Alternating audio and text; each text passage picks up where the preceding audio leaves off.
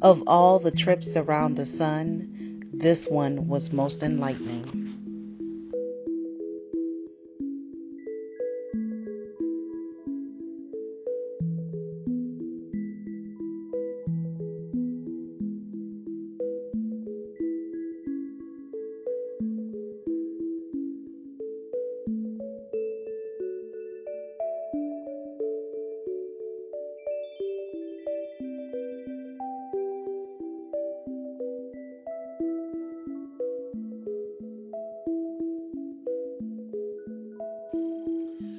It was about 2 years ago. I think it was like in 2017. I had seen this documentary on Netflix, and the documentary was called The Last Shaman. And it was about this guy who suffered from severe depression. He had these like overachieving parents that he felt like he had to match, and it was a whole bunch of anxiety that he was going through. The medications that he was on, nothing seemed to help. And of course, most people, we don't want to be on medications for the rest of our life. But he went to South America and he found this shaman, and the shaman mixed up this brew for him that was called ayahuasca. The gentleman who the documentary was about, he documented the whole thing. So you saw him going through the ayahuasca trip, or what it was taking him through. And by the time it was over, as he was going back home afterwards, he felt clear. He felt like he didn't need medication anymore. He talked about his experience in such a spiritual way that it really resonated within my own spirit. And you know how Netflix does, it's on an algorithm. So once you watch one documentary like that, the next one pops up. And so the next documentary that came up was DMT, The Spirit Molecule. So I watched that. And of course, me, I'm always into this space of gaining a higher spiritual consciousness. And so learning about DMT and learning that DMT is something that your body naturally produces. When we're eating like we should and doing the things that we should do, like your body should produce DMT, small amounts of it. But shortly after watching the DMT documentary, I called my partner and I was talking to her about, both the documentaries that I watched, and, how that's what I wanted to do. Like, I wanted to travel within myself to get to that space where I could remove the veil and see, who I am and what my true purpose, in this life is. And after talking with her, she was like, I don't know that you should do that. And if, who would you get to do that? And I'm like, I don't know. Like, I don't know. So fast forward 2 years later, well, let's go back. After that, I had done tons of research about ayahuasca. I had done some research that led me into mushroom trips. And of course, I didn't know anybody, wasn't going to really search out anybody here in the city, to figure out if someone could help me with that. And so I just kind of left it alone and forgot about it.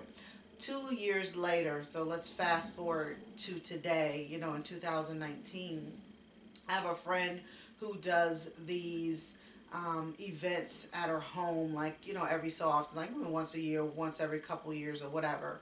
And I hadn't been since the first one, so I hadn't seen her in a while. I hadn't seen some of the people who I had, hung out with that were friends of hers as well for a while. And so she was like, hey, I'm having this event, why don't you come over? Everybody's going to be there. So I was excited to see everybody, but at the same time, the day of the event, I was so tired, and I sat on my couch, and I'm like, I'm not going. I'm not going. I'm just not going. And I was talking to my partner again on the phone, and she told me, she goes, you got to go. And I said, yeah, I know. I said that I would go, so I'm going to go, So I hopped in the shower, whatever, and got over there. When I got over there, I saw one of my friends I hadn't seen for quite some time. And he told me, he said, I went on a trip, in December. And I said, oh, like, where'd you go? He goes, no, I went on a mushroom trip. And everything in me just stood up, like, just wanting to hear more. So he told me about his trip, and he told me that it was basically for him almost like the scene from the Black Panther when they had given what we would call ayahuasca to the Panther, and he was able to talk with his father and things of that nature. So what my friend had said to me was basically that his ancestors and even his grandfather, who he had never met, had spoke to him and told him exactly what it is that he needed to do. And he said his whole life since then has changed. Like he, has been working on all the things that they told him to do, and his life is so much better for it. And I'm like, I have always wanted to do that. I won't say always, but I've been wanting to do that for the past 2 years. And I said, who did you get to do that? And he told me, at first I didn't really pay attention to him. He told me who it was, and he said, he sits with you, he creates an atmosphere for you, and so you have a person there that's, watching you and making sure that you're okay and things of that nature. I said, oh my God, so who did you say, did this for you? And he told me the guy's name, and he was actually sitting there. So I actually talked with him, and I made an appointment with him to do it for that Friday, that following Friday. And so that, he told me, he says, a couple days before, like, don't eat anything, only drink water, and the whole entire week, set your intentions for what it is that you want to happen, put your questions out into the universe. And so I did all of that, but to make sure, like, I think that Wednesday or Thursday late, I didn't eat anything. Like, no, that Wednesday I didn't eat anything. On that Thursday I didn't eat anything. And so I was just in this space of just really being excited about doing this. Friday morning, I get into my car and it said 11:11, and so I was like, yes, and I was so excited. I'm just, kind of rejoicing, over seeing that, because sometimes when you're getting ready to do something, even though it's something you want to do, there may become like a little anxiety about it. I kind of got myself in check, but seeing that, I was like, oh my God, everything's gonna be okay. This is the beginning of the rest of my life. And I said, well, let me, I'm gonna document this, so let me take a picture of the clock that says 11:11. So by the time I get my phone out, it's now 11:12. So I just cracked up, and I ended up just going ahead and going over there. But had I not gone to my friend's event, I would have never had this experience. And so I'm so grateful that not only did she have this event, that my friend was there also, and that the guy who sat with him was there also, so he could answer all of my questions for me and talk to me about the experience. It was, from that day on has been an amazing ride. It has. And so effete and so sophisticated that only great literati could do it at all. So what do I do? This happened to Chinese poetry. You can chew it There up, were so many references to like, other close poems. to It was a like liquid, reading they T.S. just Eliot. did it. So chew it up. The four You quartets. can watch it. You could get an annotated four quartets showing you the sources of all the phrases he's borrowed. And sometimes you have to know the source in order to see what he means by it. Yes. And all shall be well, and all shall be well, and all manner of things shall be well. All right, that's like straight that. from the Revelations of the Divine Love by Dame Julian of Norwich. Whoever would know that? You have to understand the scene she was digging in order to know really what Eliot's getting at in that all shall be well. And he's full of that. He quotes the Bhagavad Gita. He quotes everybody. So if we all had to write that way, nobody could be So how powerful much is this? unless he was a great scholar. 100. So Basho 100. popularized 100 grams? Oh, no. based upon the Zen written poems. How much? They 5? take their flavor from that. There is one, you see, that bird calls. You want me to pay you now? Changes to be more mysterious. Huh? Very nice. Okay. Thank you. The first line of that says, the wind drops. I'm hungry, so it ain't that bad. Becomes more mysterious. Yeah, that's good. I feel like when And so fast haiku too, developed from that kind of short more efficiently insight, utilizes that what glimpse you put in. of nature. That's what I thought. It's like that's all it has to do. Now, while Basho was taking poetry to the peasants, Bankei was taking Zen to them as well, to the farmers. And he ran his Zen on an entirely different system. He talked mainly about what he called Husho. Husho is the unborn, that which has not yet arisen, and which, as a matter of fact, never does arise. So, like, during this time, will I be And so awake? he said there is in you Or will I be, like, asleep? the unborn mind, which was You'll given be to you somewhere by in the your middle. parents. Let me just read you a few quotations You ain't from gonna him be sleeping. to show you what sort of a person he was. Okay. But you're gonna be laying down. The mind begotten by and given to each of us by our parents is none other than the Buddha mind, birthless and immaculate, sufficient to manage all that life throws upon us. A proof. Suppose at this very instant, while you face me listening, a crow caws and a sparrow twitters somewhere behind you. Without any intention on your part to distinguish between these sounds, you hear each distinctly. In doing so, you are hearing with the birthless mind, which is yours for all eternity. Well, we are to be in this mind from now on, and our sect will be known as the Buddha Mind Sect.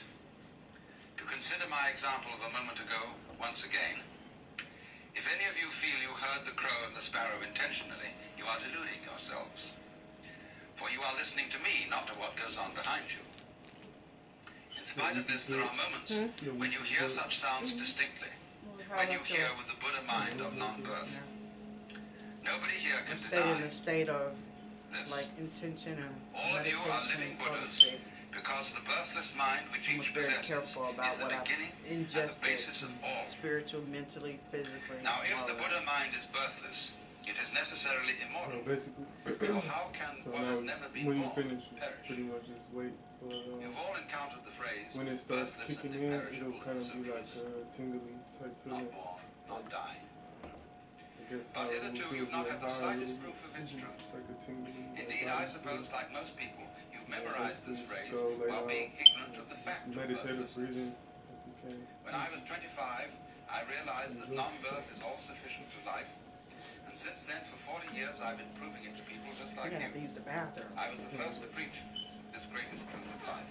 I ask, have any of you priests heard anybody else teach this? Of course not.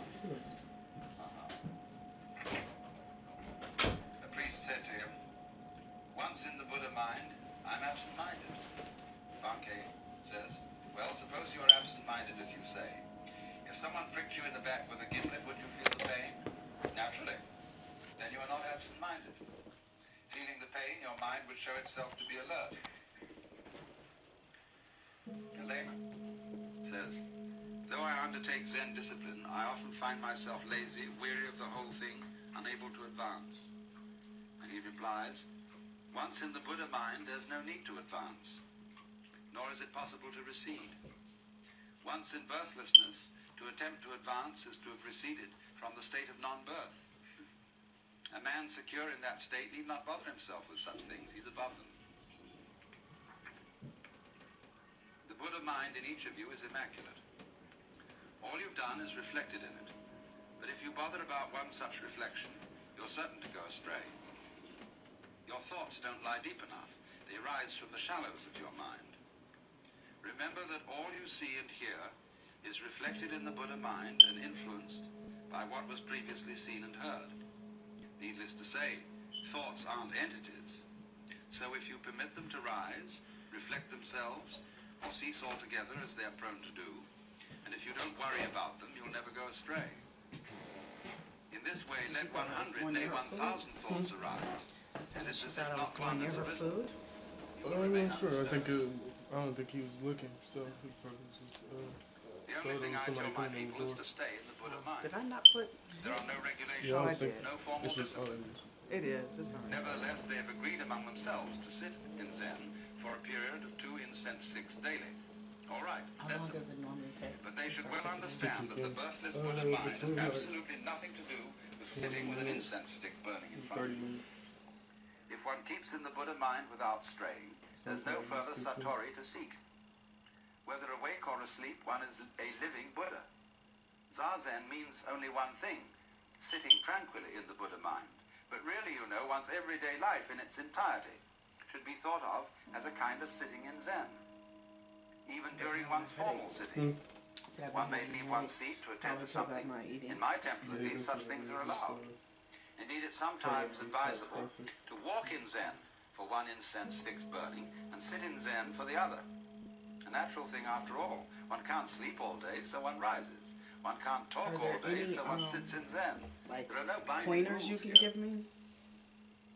Oh, just and so that's what happened, you see. Bankei was the abbot of Yoshino. Just allow, because where people get into problems or into trouble is they try to stay in control. Hit them when they weren't meditating or sleeping in meditation. Relax, because he be said, like a meditation. even a sleeping man is still a Buddha, and you shouldn't be disrespectful. Release, basically. Just don't try to force anything. Don't try to be in control. A Zen of no methods. Just let it take you where it's going to take you. Let me show you what it needs to show you. You can meditate if you want to, that's fine. You got headphones. But that's like polishing a brick to make a mirror. Because, like I said, I mean, it's not mandatory or and anything. And he used to say, too, that trying to purify your mind is like trying to wash off blood with blood. It coerces the trip in a good direction versus just Bankei Zen was elusive. being able to go anywhere. So I'm going to need, you have something for me? I got my attorney. And some people think that that was the most admirable thing about it.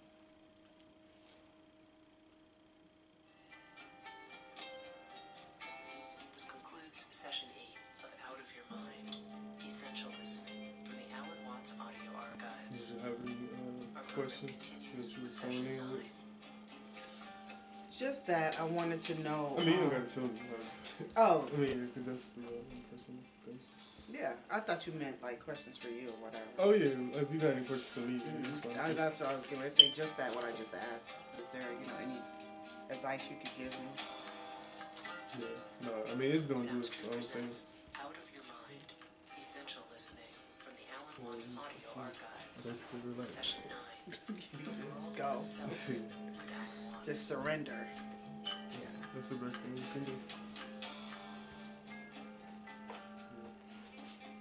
I really say when people come with ego and stuff like that, that's when it don't be pleasant.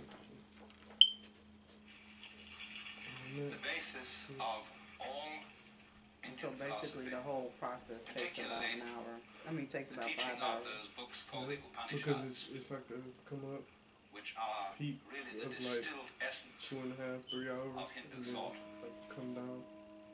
So The basis it's like a ease in, ease out is called type of the thing self. versus like DMT. And this word It's in like instant, but Sanskrit it's only like 5 minutes long.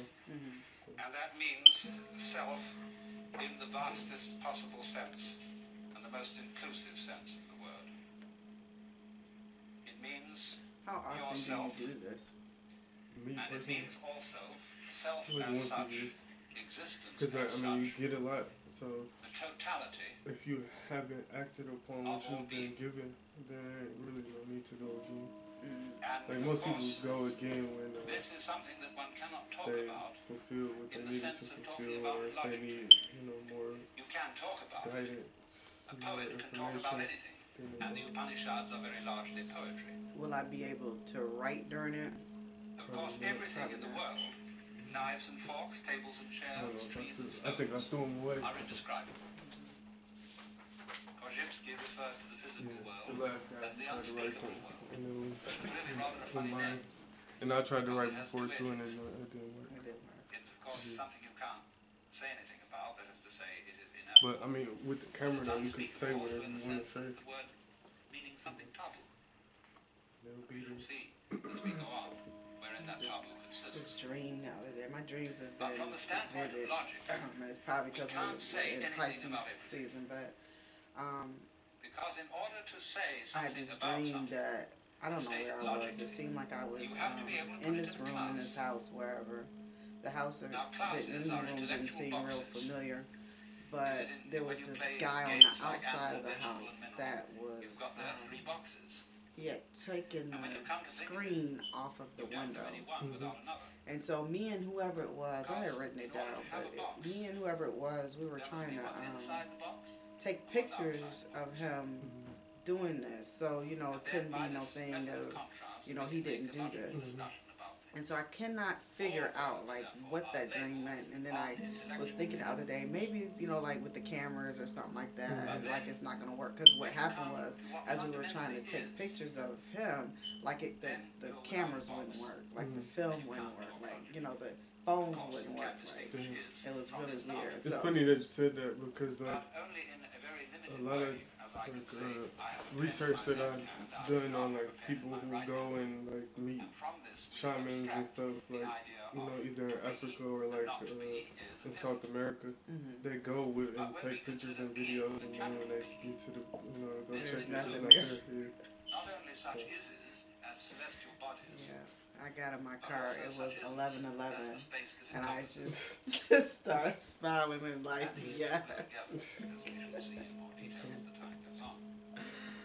I was in a state that way for a moment. Then when I went to get my camera to take a picture of it, because you know I want to journal and chronicle all of this, it turned 11:12. I was just like, but I was sitting there rejoicing for that whole time. Then I thought, let me take a picture of this, and by the time I did, it changed the time. So just because something cannot be put into a logical category does not indicate that it isn't real. Yeah, that's how it be, like, when we have a lot of, like, conversations, in-depth conversations at the dojo. Because I always bring my camera to the dojo, but it's like a lot of times we get into the conversation before, you know, I hit record. And I was like, you know, I'd be apprehensive to record certain things because, like, would it change the nature of the conversation? Like, you know, it changes the organicness of it. Like, you know, it's just conversation versus, like, theatrical type of thing. Like, you know, when people say what they normally would say or not say with the camera versus without the camera. It is. It's it does change. Because there are times when I have, like, my tribe and we say we want to do this, like, you know, be on camera and talk about, because we have some really in-depth conversations about certain topics, you know, mainly all topics, but we're going to record these, but when we get in this sense where we're recording, then it's like one of us, because, you know, the cameras are natural to me, so it's like whatever, but for one of us, it's like, you know, kind of shapes how she converses. And then it's like, that we don't need that, because without that, like, you really giving us whatever. And so I've thought sometimes I wish that I knew or had the money to really, like, get cameras and stuff. So they just automatically there, nobody sees them, you know. And we had that too at one point, but it didn't have audio.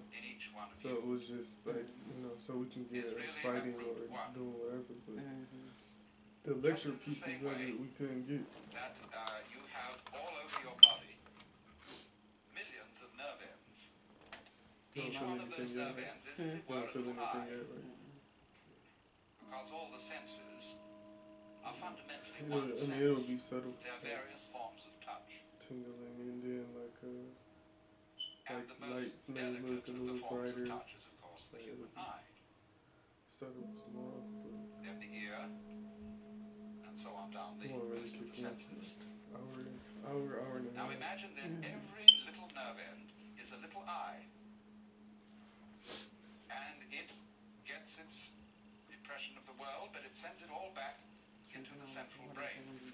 Going to the bathroom. Well, in a somewhat similar way, every person, every animal, I always have to use the bathroom a lot too, but like a couple people, they just did the whole time, no bathroom, nothing. They said, like, they just shut it off. Oh, wow. So all those forms that we see, they I look do upon as when I did my last one in Africa, Did you? yeah, it was like the bathroom was so far away. Yeah, I like waited as long as I could, but I was like, I gotta go. And it was super far. Like, it's much more difficult. I don't know how, because after we got done, I walked them through where I had to go to get to the bathroom. And they was like just amazed because it was just so far, and it was like in a foreign environment. So to walk through all of that, and then like I had got to one point like, I mean, obviously real is relative, of course, but for lack of better words, like I was at one point like I didn't know what was real and what was not. So like I was walking, like, trying to find. Yeah, we'll go down in 2 seconds.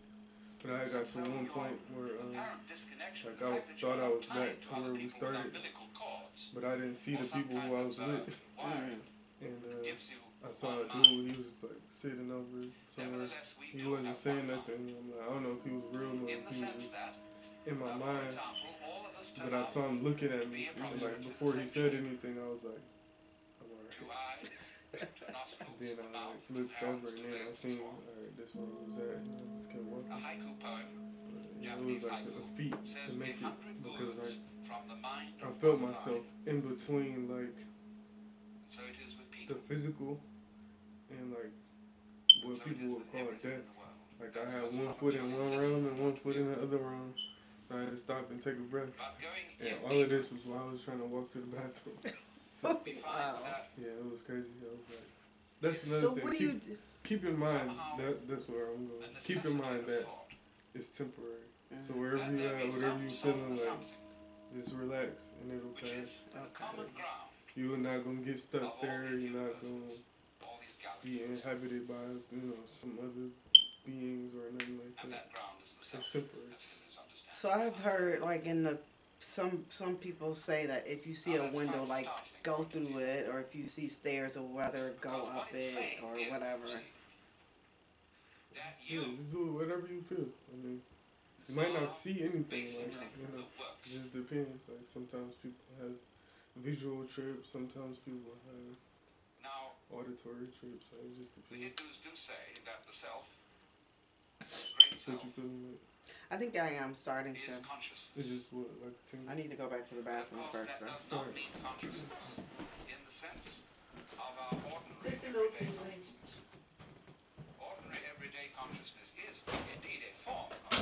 You mind if I stop this? Alright, I'm gonna take it downstairs for you. My sitter sets me up in his basement with an eye mask and a playlist to guide me through my trip. These were used to enhance the sensation of the trip visually and auditorily and to remove any outside stimuli.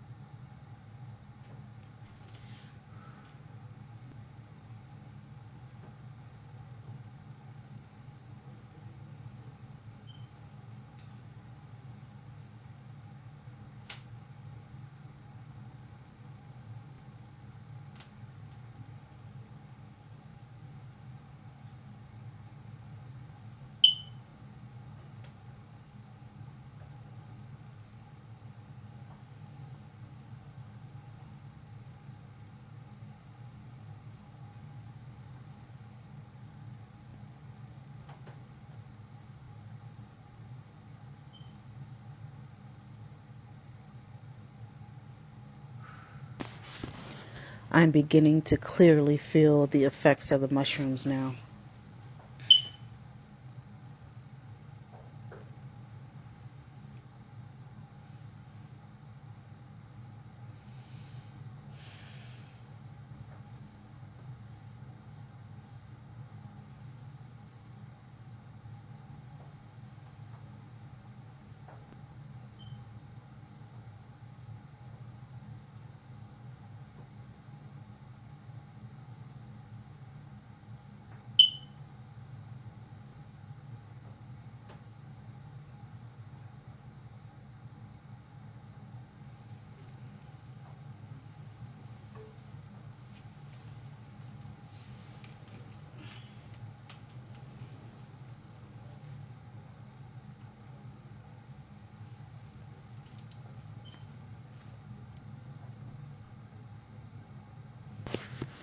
I get up to make sure that the camera was on. And as I lie back down, I take a breath.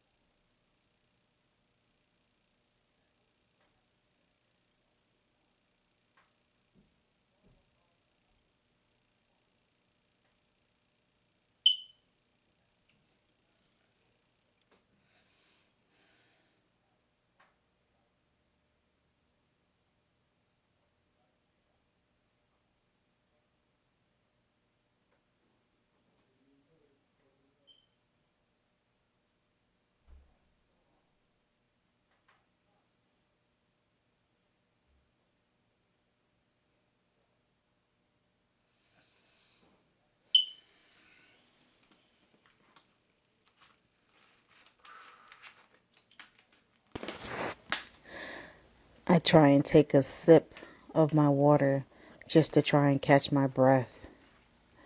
I began to see colors like deep purples and pinks, making me a little bit anxious.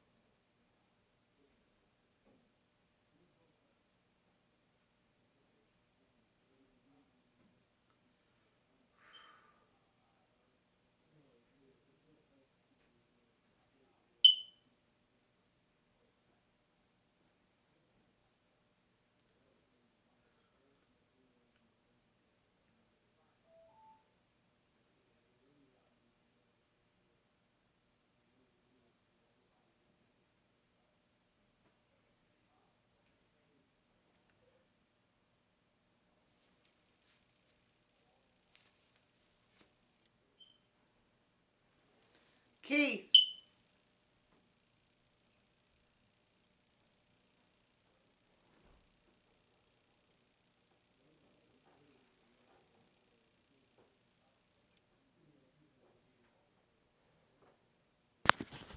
I begin to hear deep, slow breathing.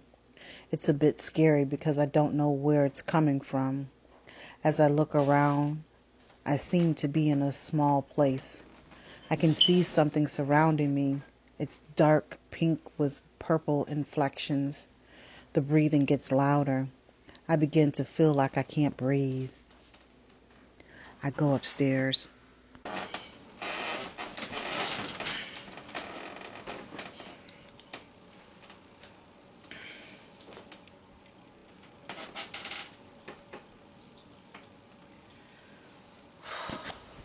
When I come back downstairs, I take my sweatshirt off. I don't know, maybe this will help me breathe.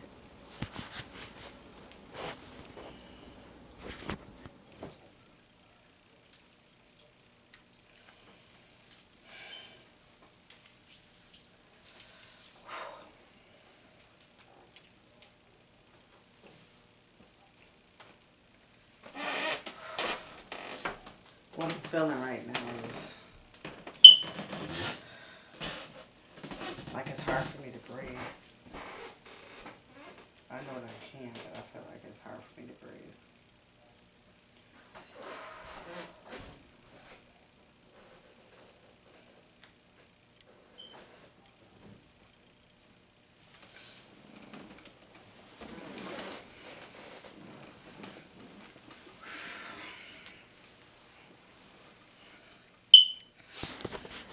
All this time, I'm unsure as to why I'm having a hard time breathing.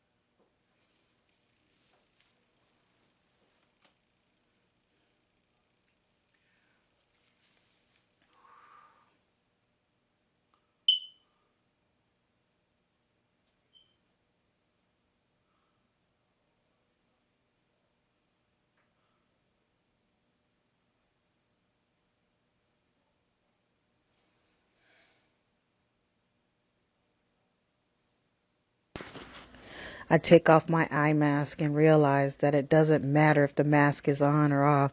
I still see things. It's a bit overwhelming. I feel like I can't breathe.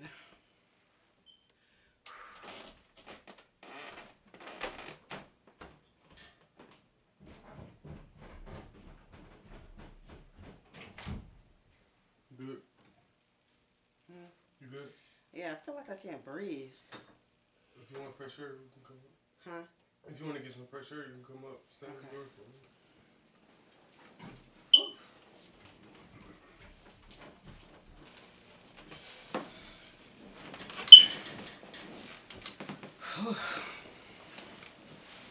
I'm cold. Time I close my eyes, I see something I don't want to see.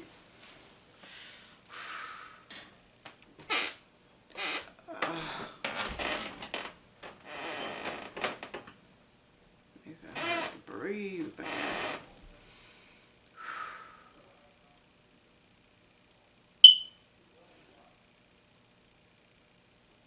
You ask yourself, why do I do this? You wanted to do this. I just want to go to the dark side. Why you wanted to do this?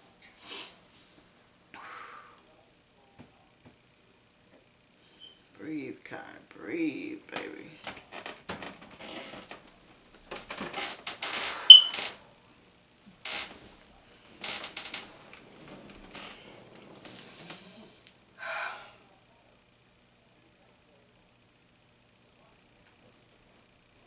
Like I changed my mind. I don't want to do it.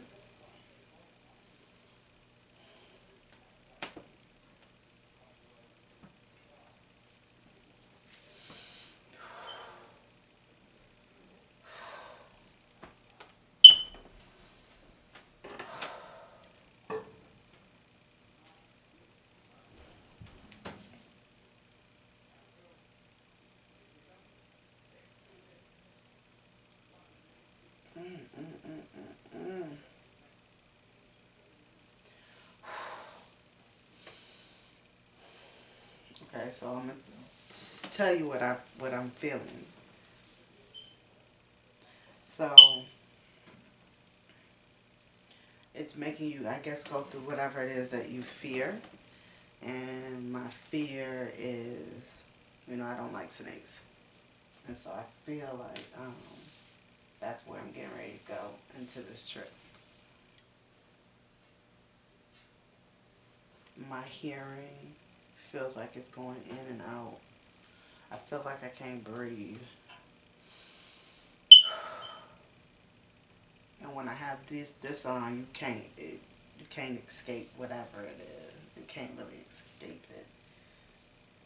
And you feel like you're breathing it. Like, I don't know if it's me.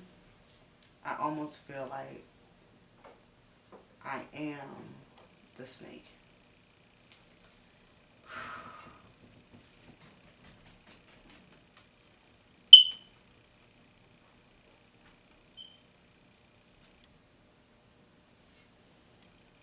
I keep grabbing my ear because I keep hearing, like, not hearing something, but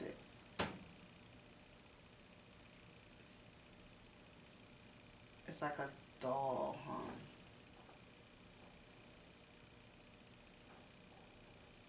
I feel like, though, like, I'm not going to be able to breathe.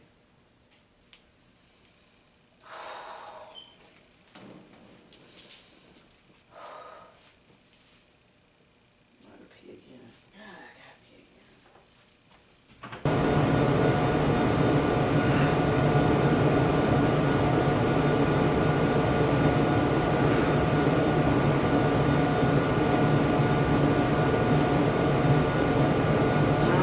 Go see it anyway.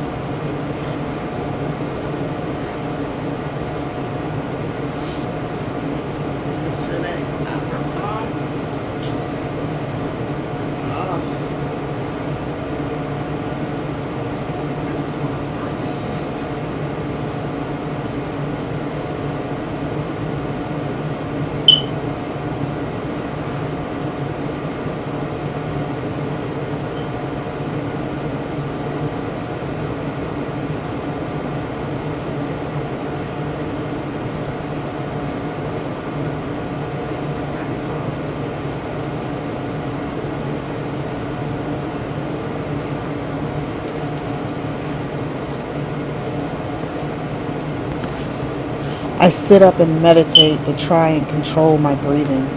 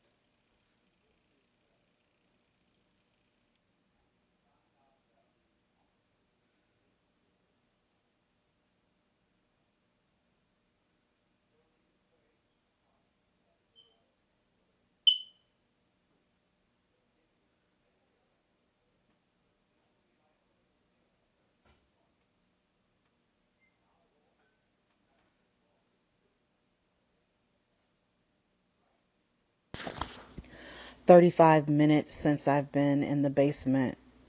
I begin to settle into the trip, allowing it to show me all that I came here for.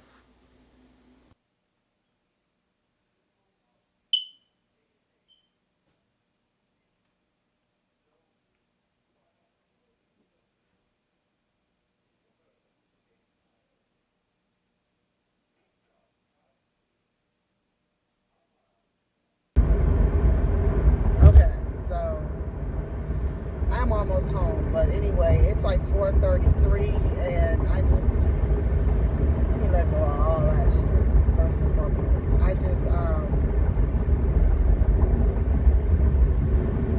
I just came back from a trip, and there was so much that was happening in the trip. But the things that I got from it were just be who you are. And that I realized that I'm a snake. I'm a snake. I think sometimes what happens is that we place so much judgment and whatever around anything that we are, and we don't realize that we're everything. Like, we literally are everything. Okay, I still might be tripping a little bit, but I'm on my way home. The first part of the journey, I was trying to like really relax, and I didn't realize how much that I fight with myself, that I fight against myself. It's almost like myself is trying to,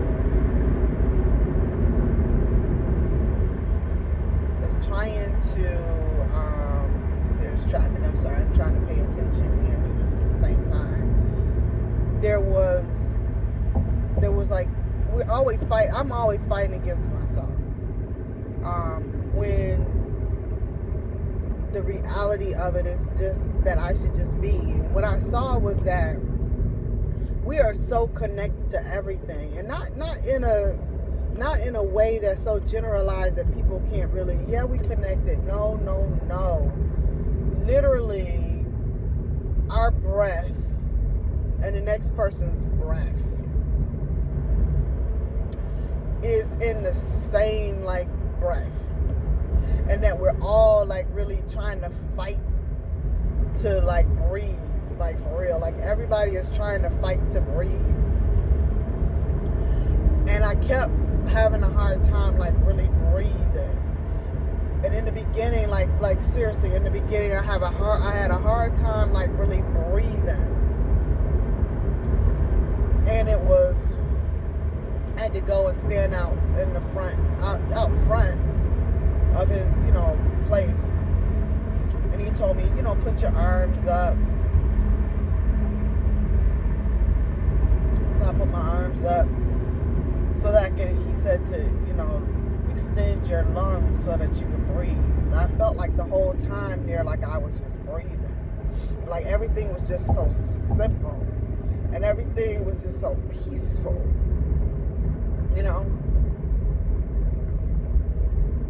Yeah, like everything was just so peaceful. And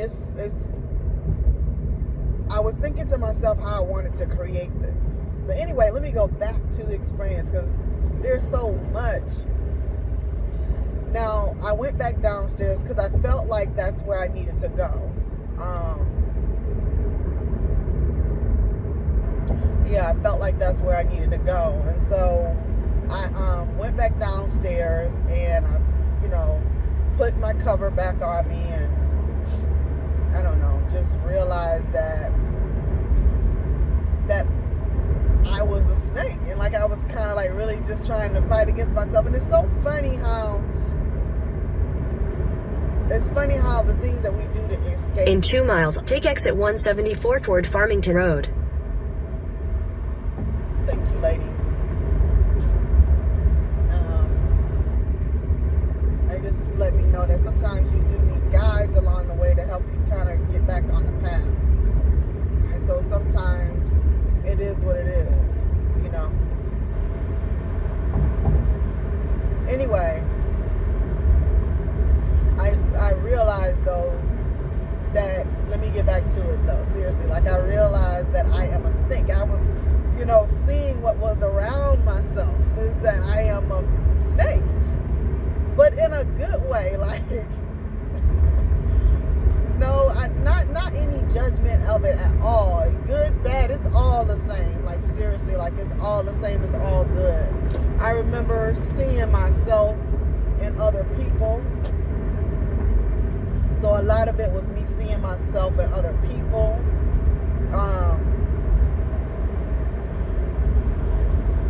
There was a part where I understood what he said about the colors. Like the colors were so vibrant. Colors were really vibrant. But it's only... In half a mile, take exit 174 toward Farmington Road. The colors were really vibrant. But I was surrounded by it. And why I couldn't breathe is because I kept feeling like I was going to be choked. Take exit 174, then merge onto Schoolcraft. Because it was so much. Like, all of it was like so much. Not meaning there was... Okay, lady, I know exactly where the hell I am right now. I'm going to let this keep going on. But anyway, it's so funny how you like not only just hide from yourself, In a quarter mile, turn left onto Stark showed me Road. who I was. So crazy. I must put it on pause. No, it's still going. Anyway, I have a chance to put it up there. Alright, cool. Alright, so anyway, I was down in it. Like, I was in it. And it was, the funny part about it is, like, I lift up my the thing that he gave me to cover my eyes. I'll lift it up, you know, kind of looking around like like that is not really what's going on. But I'm telling you, like, you are more powerful than any drug. Like, seriously, that's one thing that I just learned, that you are more powerful than any drug or anything. You are so powerful.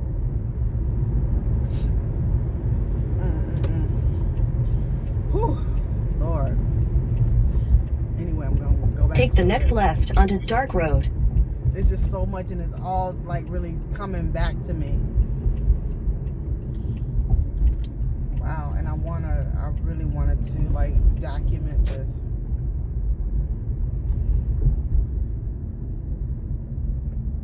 I wanted to really document this, but I was covered. What it seemed like for me, at some points there were like vaginas all around. Like it was like I was either in, I couldn't tell if I were like giving birth or if I was like being born. So it was a lot of things. There was like vaginas all around. Like I could see a vagina and everything in the whole, like and it's so funny. It's so funny. But I was in like what it seemed like I was in a womb, and it was like I was being born, or I was giving birth. I could feel it in my stomach. Like I could feel it in my womb. I could feel that, like the pressure down there.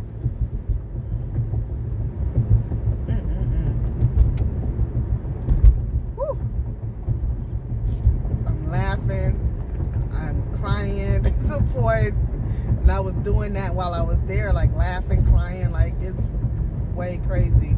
There is a ushering in. There seems to be like an ushering in, and maybe that's the ancestors, but there seems to be an ushering into, you know, when you're being born. Woo!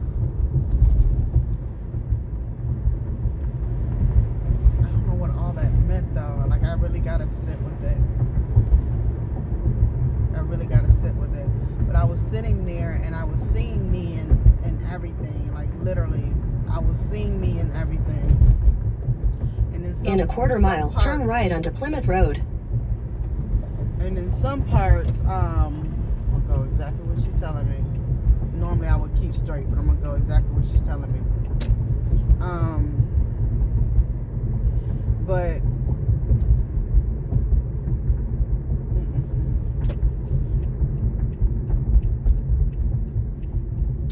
anyway, there was just take the next right onto Plymouth Road. It was so much. Still trying to breathe. Like it was a lot. I felt like I could not breathe though. I just couldn't breathe. And there was one point when I was sitting there and I was looking at him and his face was changing. I wasn't sure if I could see him as an older man, or if I could see some sickness, or like I don't know what that was.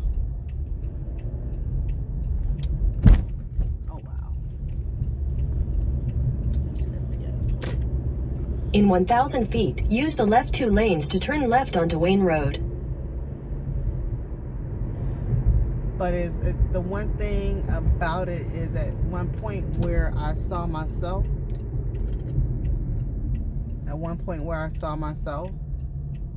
I saw this fly-ass person. I'm dressed like I am now, like carefree, just use the left flowing. 2 lanes to turn left onto Wayne Road. Like, for real, like, I'm like, that person, like, that is just it. Continue Like, on Wayne Road for 3 miles. like, all I want to do is just be in love, and I just want love all around me, and I'm just giving it, like, it's just, whew. I felt like almost like a hippie, seriously, like, I just felt like a hippie. But I can see myself, like, just free flowing, like, I'm a quiet person. It's just really about getting back to center, like, for real. That is so true. Just getting back to who you are. Everything that I have been doing was trying to get me back to where I am, or where I'm supposed to be. Like, you know, like, in your higher self is almost like your higher self is always trying to leave clues. Like, it's always trying to leave clues.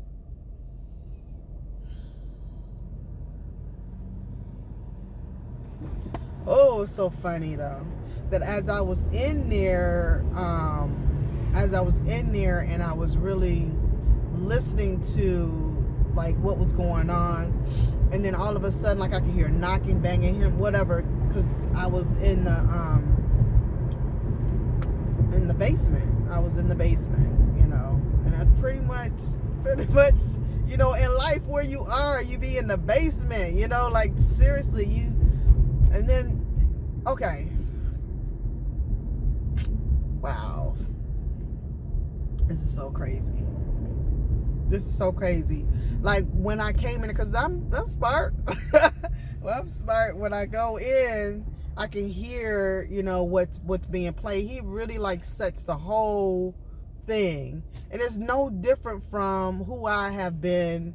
You know, I'm always setting a whole surrounding. So when people get in there, the whole vibe of whatever. So there's this overplaying of, I don't remember what the guy's name, because I asked him, like, who is this? And he told me that he would send, you know, the tapes to me or whatever. He send the information to me via text. But he had everything, like, really just playing. Like, he was just, you know, just being him, who he is, and he was in his environment. It just felt so free and just chill and just relaxed. Like, I'm telling you, that's who I am. Like, that is just what I needed. It's like really just who I needed, what I needed. Man, that was cold.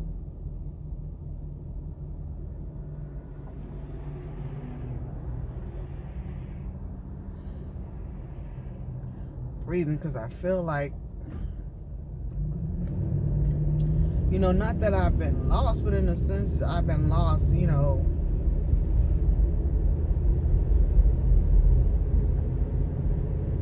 There were parts of it where I can see how I was interconnected into everything.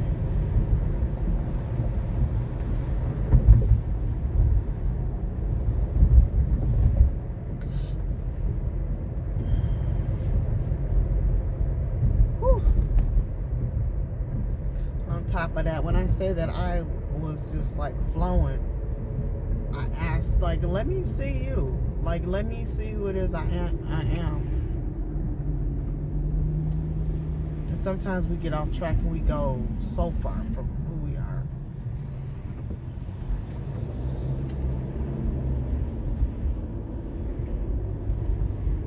I so need to get over. Maybe if you put your blanket on, someone will be nice and let you over. There you go. And right in the nick of time. See how that just works? Like, stuff just works. I was sitting there, like, with the dogs. Like, you would have never seen me, like, just all with somebody's dogs. Like, I got dog hair all over me.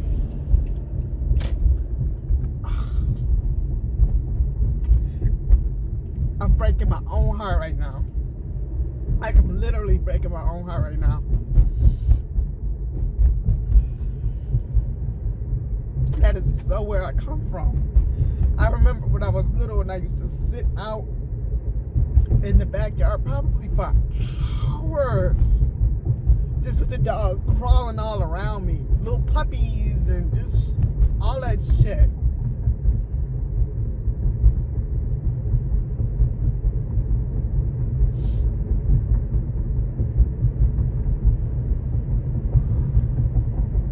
In a quarter mile, turn right onto Central City Parkway. I am not. I know where I am now. I'm going home.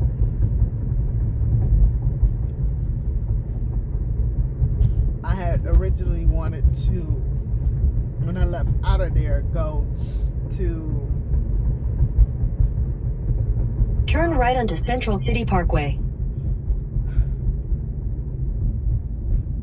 That's so out of my way, and I'm not gonna go that way. But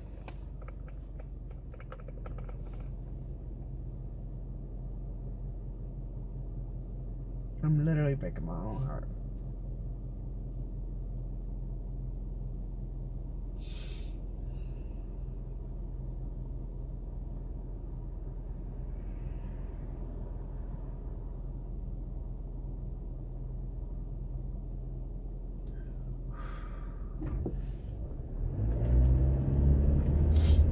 We sit and we are trained from the time that we are little. What's acceptable and what's In not. 800 feet, turn right onto Warren Road. And that shit stays with us. Take the next right onto Warren Road, then turn left onto Lakeview Boulevard.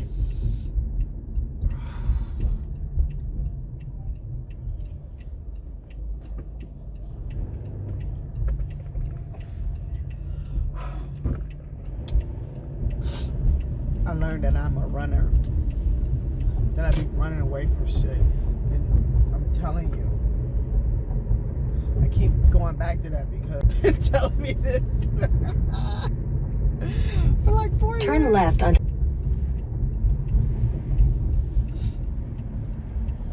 I'm like, nigga, you ain't have to pay me to tell you that. Like, you can see that shit on your own.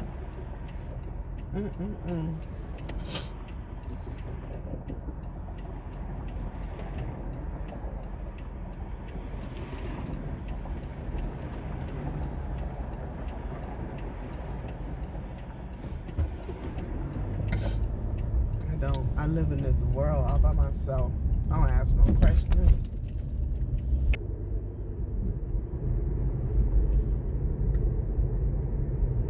Whew.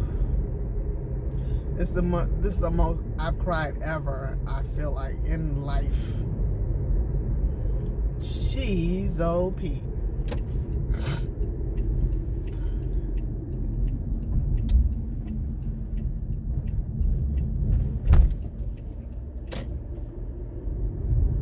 Oh my goodness.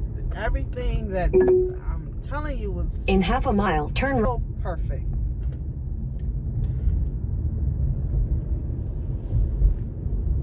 I'm home.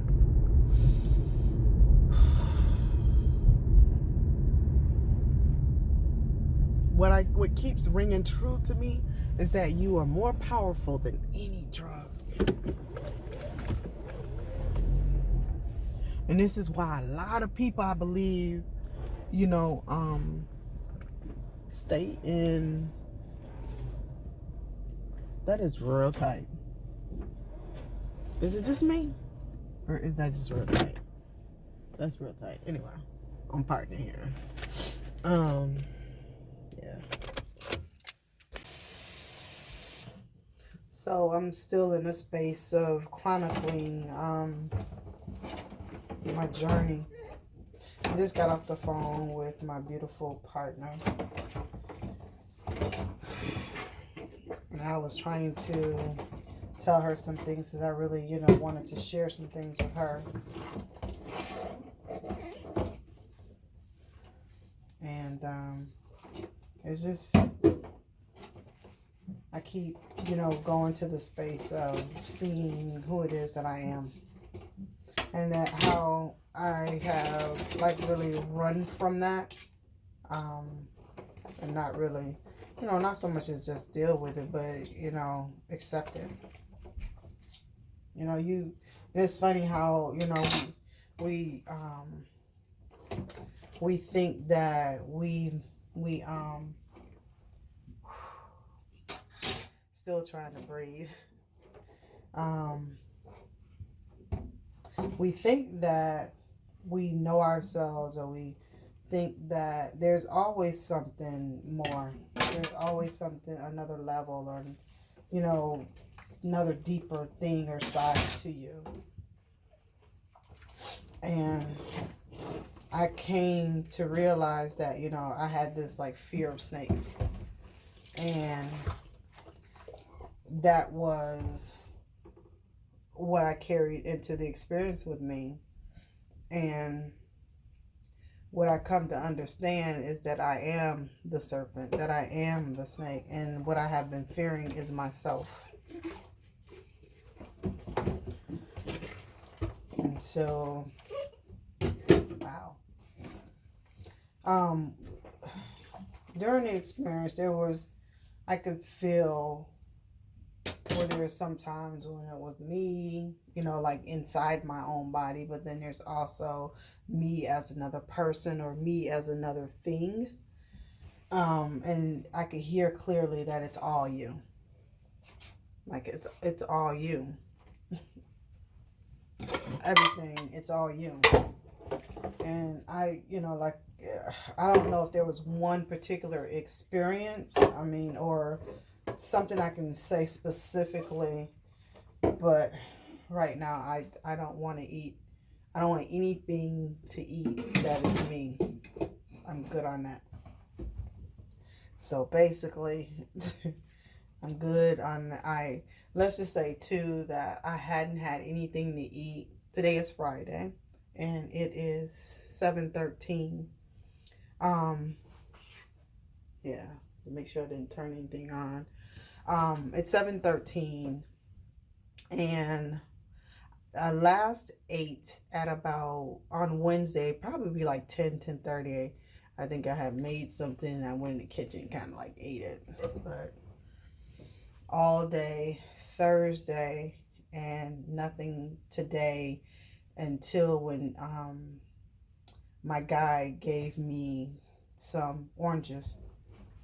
And the truth be of it is that I'm not really hungry. Like, I know that my body, you know, is telling me that I should eat something. And so I got my bananas. I got them like 2 days ago. And with the intentions of making smoothies for myself after my journey. And so what happened is I really should have gotten them today instead of gotten them, you know, on a day that, knowing that after that day I wasn't going to be able to eat anything. So right now I'm trying to really enjoy my bananas. I'm going to make me a smoothie. But yeah.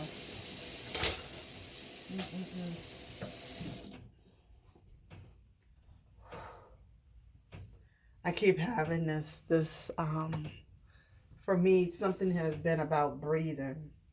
And sometimes I wake up and I really have like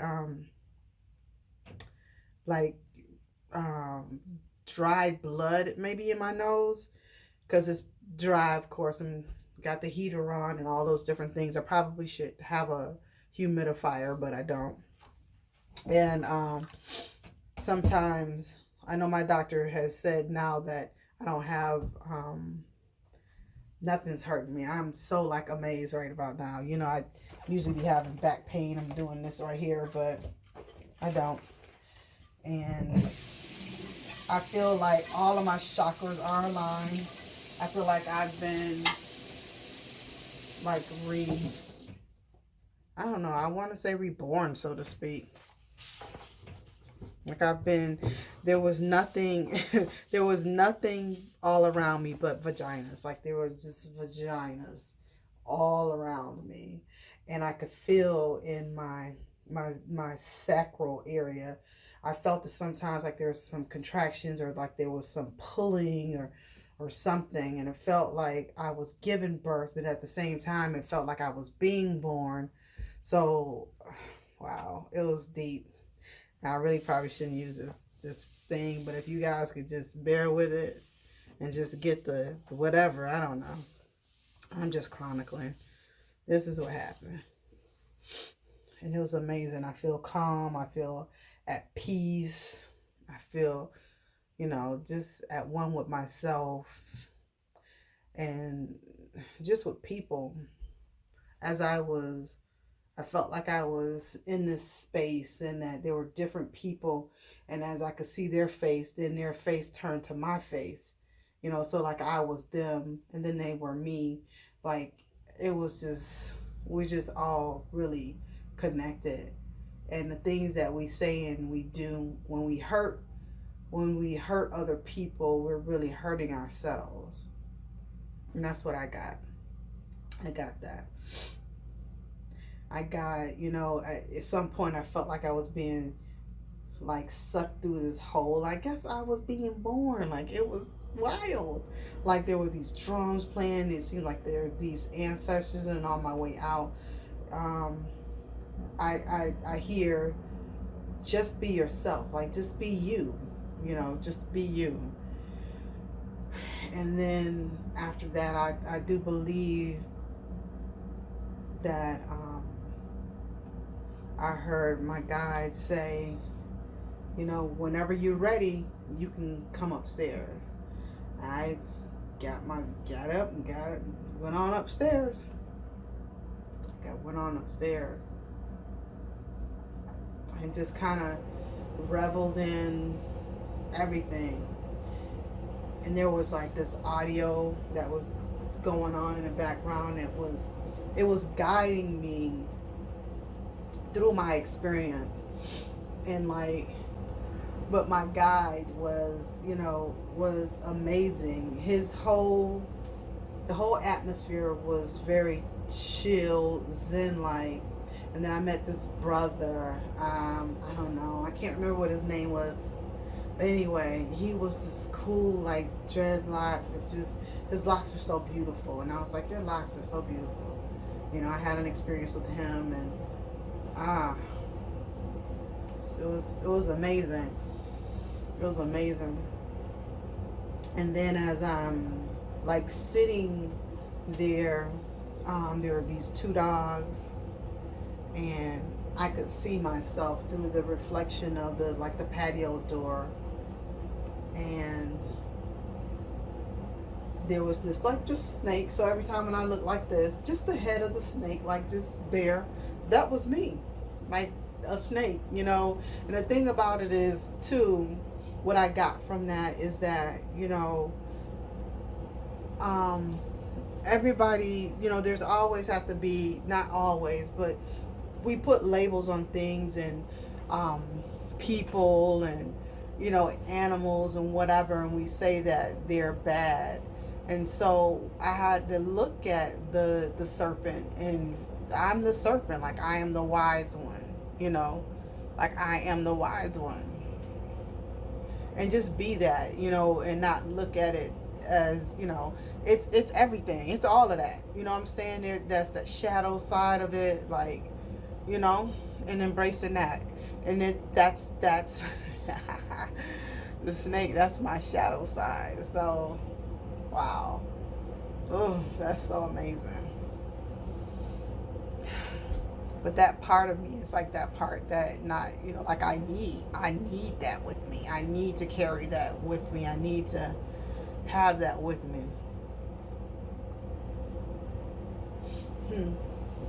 Anyway. Whew. It was amazing. Y'all, that's my word. That's my word from 2015, 16, 17, 18, 19. That's my word. That's what stuff means to me. Like things that blow my mind, that are phenomenal, astronomical, whatever. Like they are just, it's amazing when you're able to confront yourself and really see who it is that you are. So, yeah. Whoa. Yeah.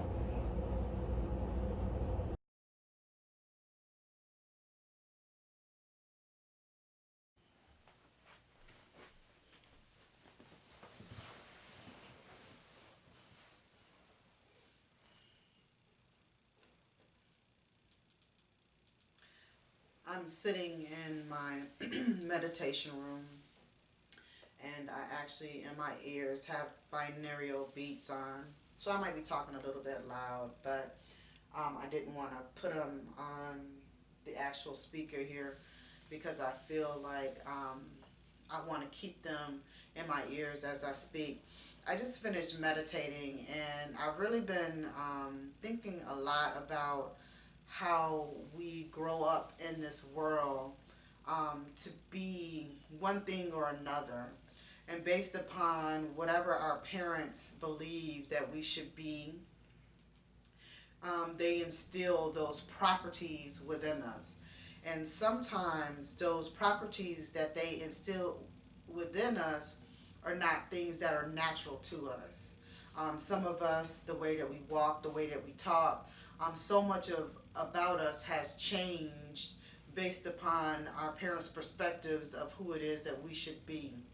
And then once we go out into the world and experience life with other people, we become social, and then we begin to pick up their habits of what is socially acceptable and what is not socially acceptable. And the hardest thing, after some time later in life, when you begin to realize that everything about you had been programmed for a particular thing, and you're wanting to get back into the life space of who you actually are. And you find it hard to do that because you've had so many programs or things that people have placed upon you in which you are to be, that it's hard for you to get back to that natural state of what it is that you're supposed to be. It's almost, for me, like the layers of an onion. If you were to peel an onion, there's so many layers till you get to the inside, and there's this like little bulb kind of onion-shaped thing. And I find it sometimes within this space of being who it is that I am. Other people will always try and put some other labels on you. And I don't believe in labels. Like, I never have believed in labels. I believe that people are just people, in this particular space or dimension of life. But as individuals, as spirits, we come into this world as a spirit that was tapped into this body. And we've been assigned the bodies that we have been assigned. But we really, come from a place of androgyny. We come from a place of no gender. There's no assignment, where it is that we come from the spirit world. The spirit of you is neither male nor female. And for us in society to always trying to push one thing or the other, even in what we believe is our God, we say Him. And there's no such thing. God as a spirit is all. It's everything. It's encompassing. Recently I had the opportunity to take a trip. And that trip showed me something that I've never seen ever in my life. Since then, I have not eaten a piece of fish because I had stopped eating meat a long time ago. But I don't want anything because I realize how we are all connected. I saw everybody was connected. I could see in people's faces they were me. And when I saw them, I was them. Like, it was nothing. It was something that you could not ever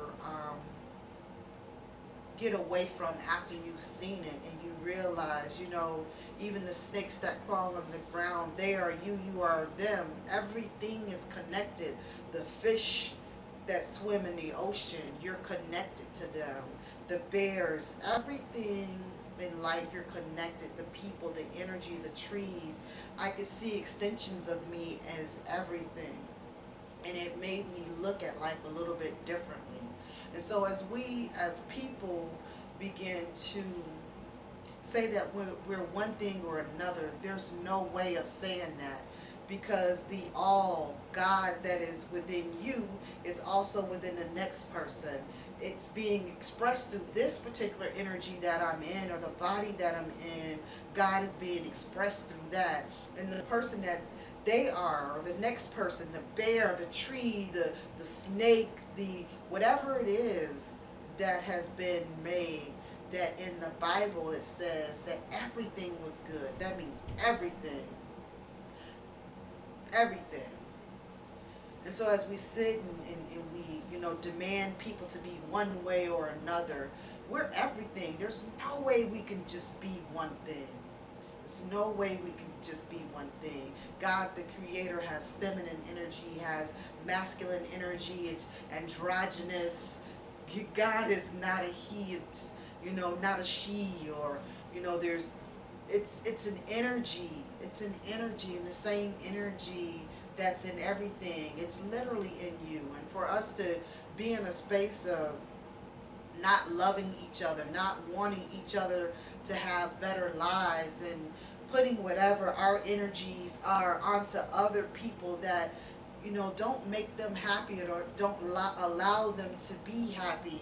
It's a sad space. It's a really sad space to be in. And to say, well, you gotta be like this in order to be in my club, or you gotta do this in order to be in my club.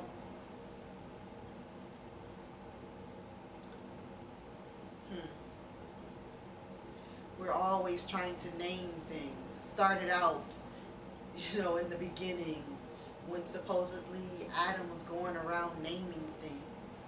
And so now we're in this world where everything has to have a name. We think that everything that is male is masculine. Those are two separate things. Everything that is not female is not feminine. We're talking about bodies. We're talking about bodies versus energies. Energies are either feminine or masculine, and they actually have duality within the one. So within the male body, there's feminine energy and there's masculine energy, and in the female body, there's masculine energy and there's feminine energy. And sometimes when those things are out of balance, there may be more feminine energy in a woman than more masculine energy in a woman than that it is feminine. We have to stop looking at people for their outside appearance and begin to feel people from the heart, from the inside out. We have to begin to feel people with our love and with our energy and all that is within us, and stop looking through these natural eyes and begin to use our spiritual eye in order to see people as they really are. We're doing too much of color coding ourselves and painting ourselves as pictures that we are not. It makes no sense to do those things. But as I sit here and I meditate and I burn a little bit of sage and the Palo Santo and just sit and just relax in this space with my candles and just try and understand life from a different perspective, not from the one that we were told that we have to live or be in or breathe or feel or whatever the case may be. Do what feels right to you. Have you ever seen a person that you can tell that they're struggling to be what everybody else has wanted them to be? They don't walk right. They kind of can't sit still, like they can't get themselves in a space that they feel comfortable because they have been brought into a space of being uncomfortable. And that becoming their norm is being uncomfortable in their skin, because now they want to try and become comfortable in the person that they are. They have a hard time walking right. They have a hard time being right. They have a hard time just being who it is that they are, and trying to peel back the layers, the onion, the whole skin, the outer layer of it, to getting down to who it is that they really are. It's a hard situation to come into contact with who you are when you thought you were someone else, because you didn't realize that everybody had put their stuff on you and you have been wearing it like a skin coat. You're just wearing it and just wearing it, and it's not you. And then it becomes so heavy that you have to begin to take it off. Who are you? Who are you? Who are you?